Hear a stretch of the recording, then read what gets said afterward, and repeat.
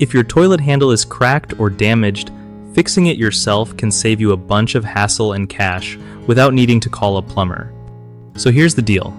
First, grab a replacement handle that matches your toilet model because handles aren't one size fits all, you know? Shut off the water supply to avoid any unwanted messes. Next, flush the toilet to empty the tank and expose the handle mechanism. Loosen the mounting nut behind the tank holding the old handle in place. It usually twists off by hand or with pliers. Carefully remove the broken handle and disconnect the chain or lift wire from the flapper valve. Attach the chain to your new handle, making sure there's just enough slack so the flapper closes properly after flushing.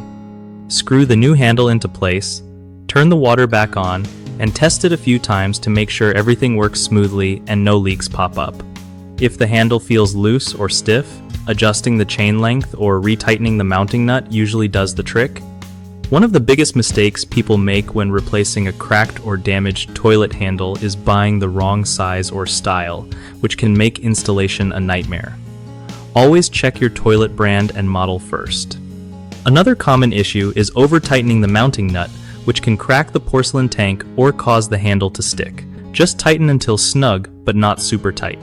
The third problem is not hooking up the chain correctly, either too loose or too tight, leading to poor flushing performance or a handle that won't return.